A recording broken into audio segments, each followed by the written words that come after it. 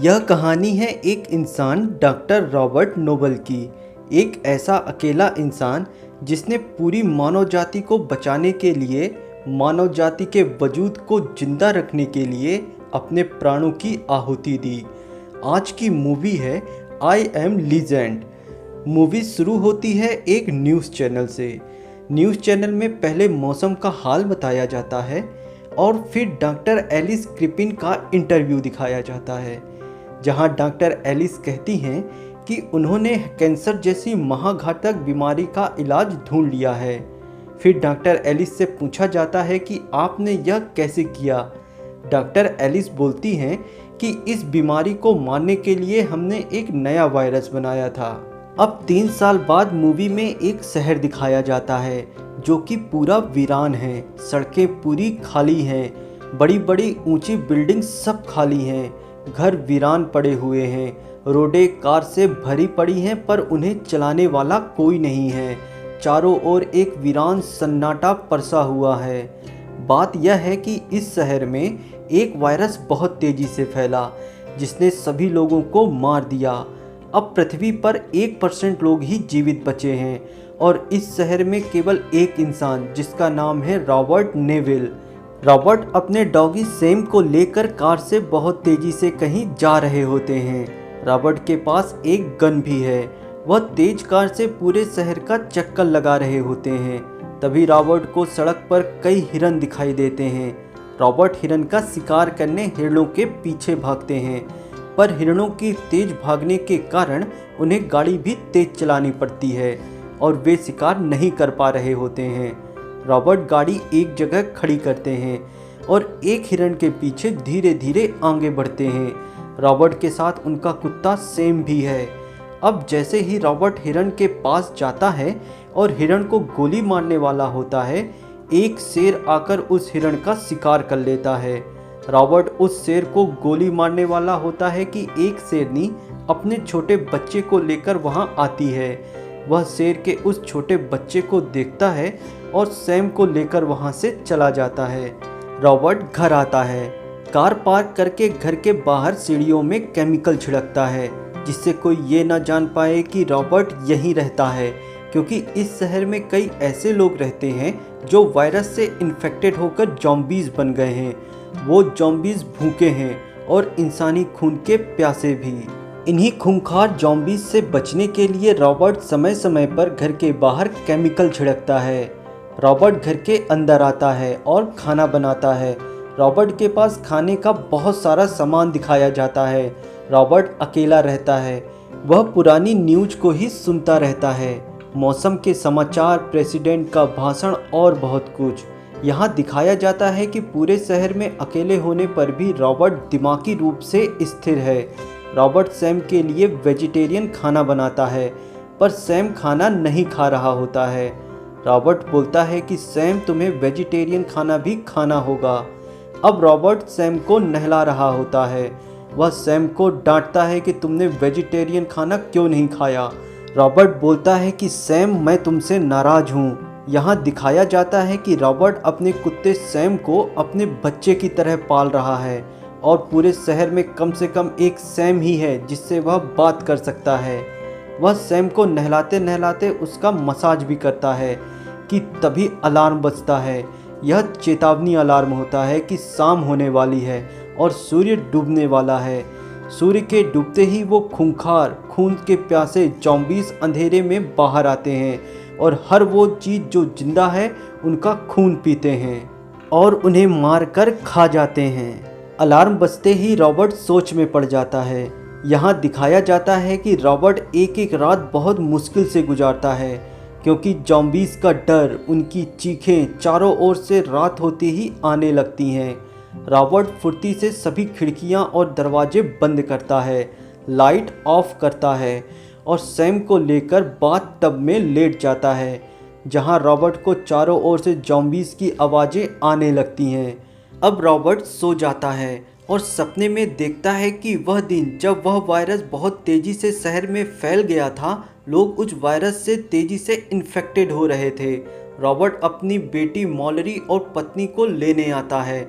सब बहुत जल्दी में होते हैं। रॉबर्ट की पत्नी बोलती है कि क्या वायरस हवा में फैल गया है, हम कहाँ जा रहे हैं। रॉबर्ट बोलता है कि मैं तुम्हें और मॉलरी को एक सुरक्षित स्थान पे भेज रहा हूँ।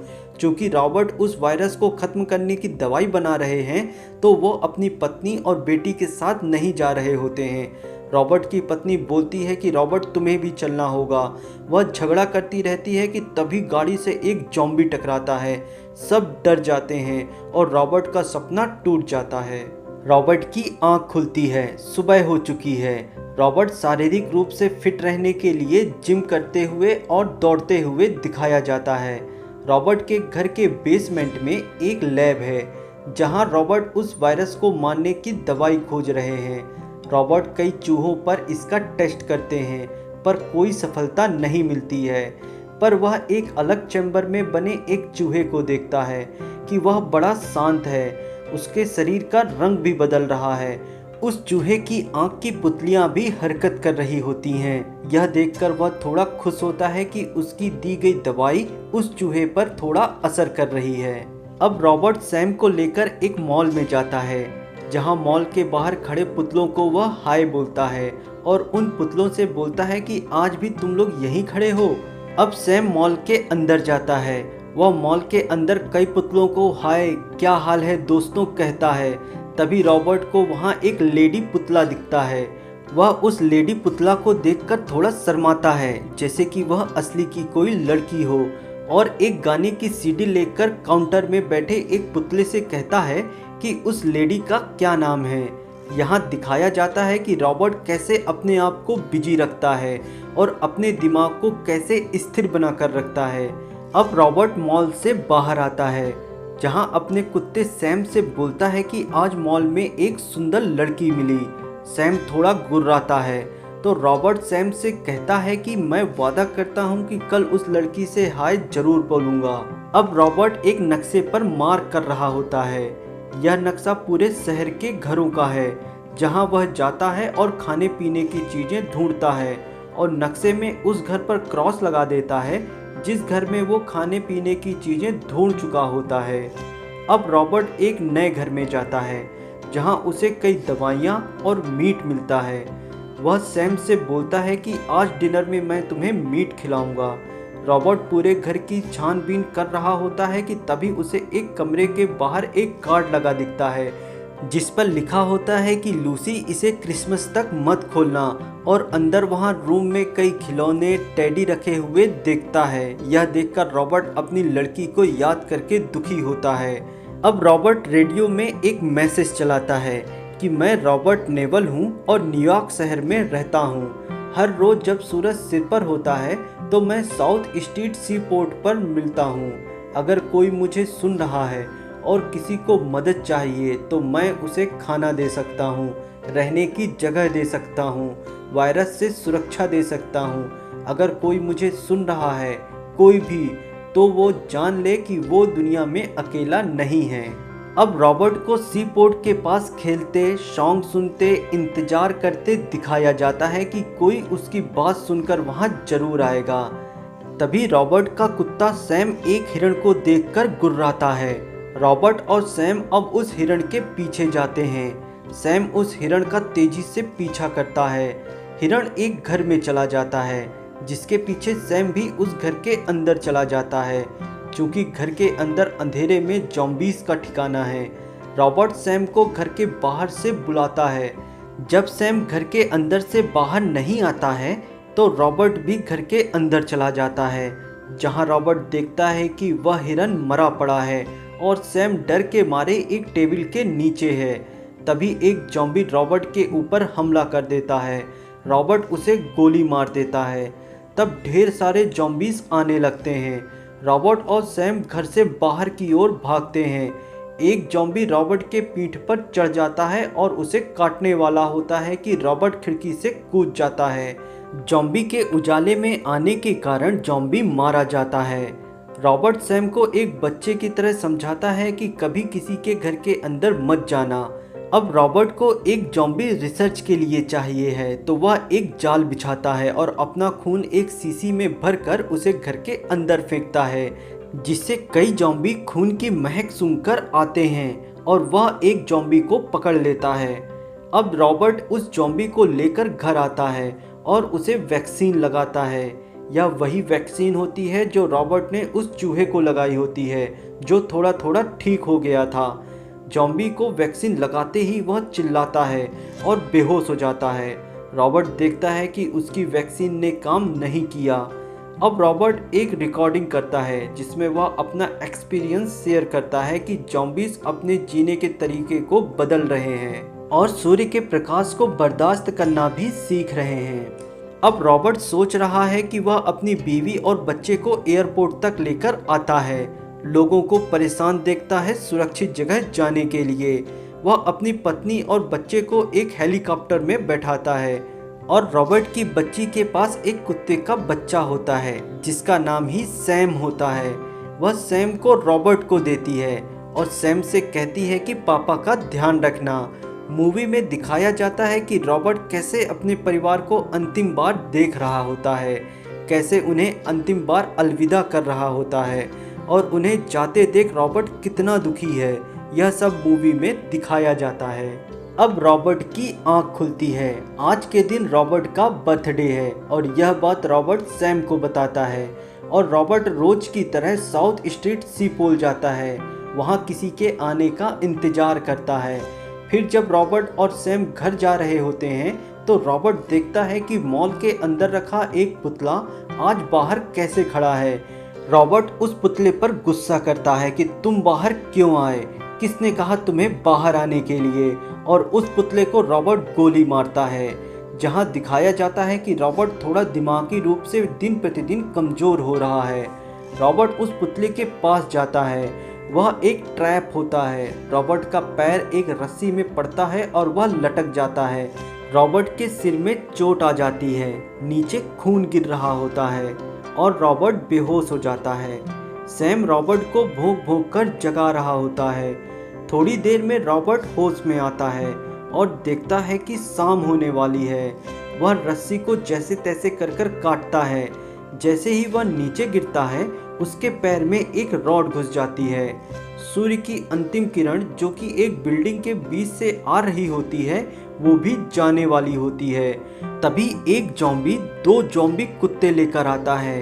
वे कुत्ते रॉबर्ट को काटने आते हैं पर सैम रॉबर्ट को बचा लेता है, पर वे ज़ॉम्बी कुत्ते सैम को काट लेते हैं।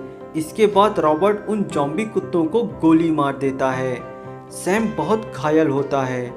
रॉबर्ट सैम को लेकर लैब आता है, उसे वैक्सीन लगाता है और अपनी गोद में लिटा लेता है और उसे लोरी सुनाता है।